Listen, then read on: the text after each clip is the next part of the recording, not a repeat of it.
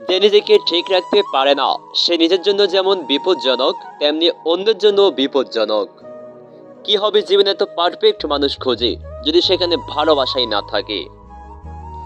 যে ব্যক্তি বিজ্ঞানকে অল্প জানবে সে ব্যক্তি নাস্তিক হবে, আর যে ব্যক্তি বিজ্ঞানকে ভালোভাবে জানবে সে অবশ্যই আল্লাহ বিশ্বাসী হবে।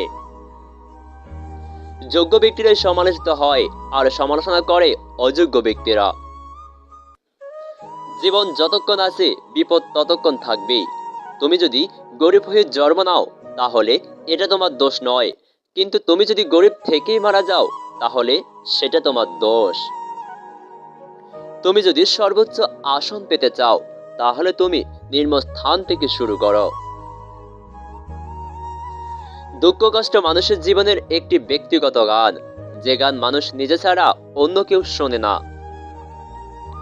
এমন জীবন তুমি করিও ঘটন, মরিলে হাসিবে তুমি, কাঁদিবে ভুবন।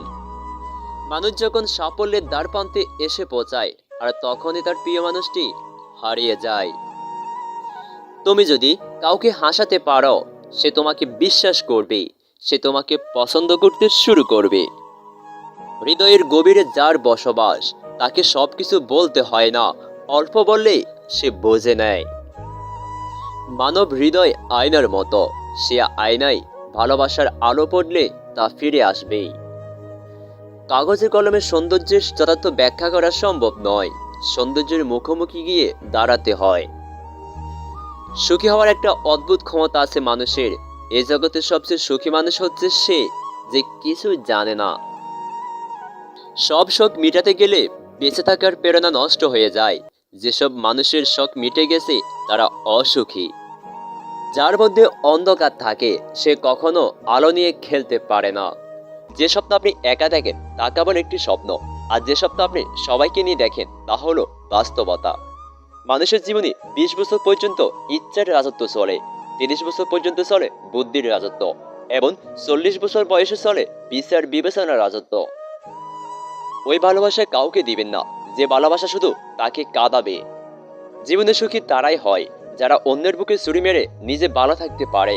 অন্যের জীবনে নিজের স্থান খোঁজা বন্ধ করো, নিজের জীবনে নিজেকে আরো উঁচুতে নিয়ে যাও। জীবন একটি গাছের মতো ধীরে ধীরে বড় হয়, কিন্তু জীবনে হঠাৎ কেউ এসে ঝড়ের মতো গাছটা ভেঙে দেয়। জীবনের সবচেয়ে বড় জয় হলো এমন কিছু করে দেখানো যা সবার কাছে কল্পনার অতীত হয়।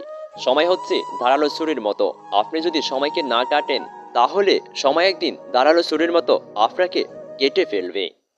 নিজেকে উন্নত করার জন্য এত ব্যস্ত থাকো যে অন্য সমালোচনা করার মতো সময় না পাও। জীবন কারোর জন্য থেমে থাকে না, যেমন সময়ের স্রোত কারোর জন্য অপেক্ষা করে না।